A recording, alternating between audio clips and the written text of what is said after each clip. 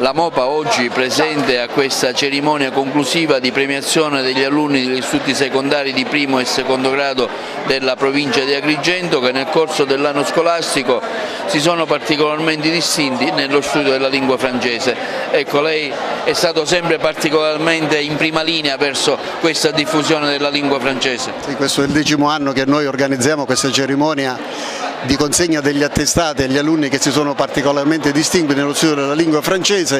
ed è un'attestazione che non riguarda solo gli alunni ma gli insegnanti, le scuole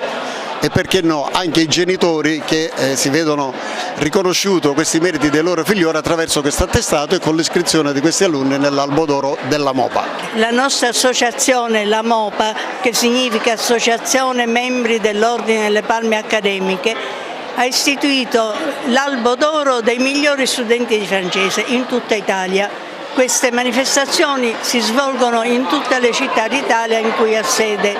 la MOPA. Ora gli alunni ci vengono segnalati dalle scuole, 2 per classe,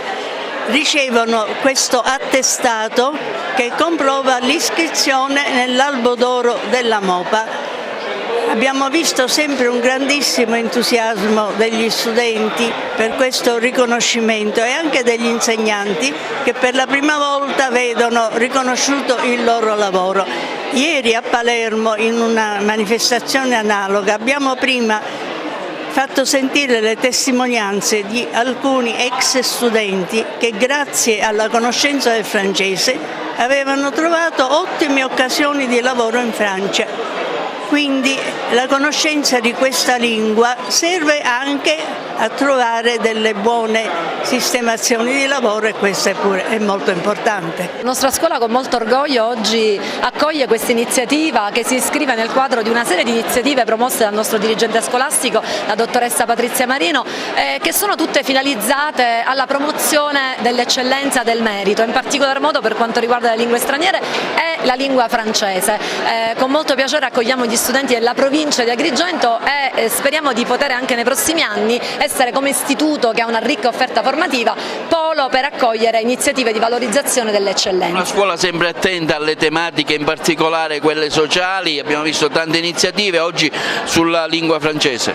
Certamente la lingua francese, la conoscenza è un arricchimento del bagaglio culturale, professionale e diciamo anche economico dei nostri ragazzi. In un mondo lavorativo in cui la lingua inglese, la padronanza della lingua inglese, la conoscenza della lingua inglese la fa da padrone, il conoscere una seconda lingua non può che far bene, che arricchire, come dicevo, il bagaglio dei nostri alunni in un mondo lavorativo che li mette in competizione. Poi ricordiamoci che la Francia è anche uno dei maggiori partner economici dell'Italia, così come la lingua francese è parlata in quasi 5 continenti, per cui ecco, vediamo, oggi siamo proprio qui per premiare le nostre eccellenze, le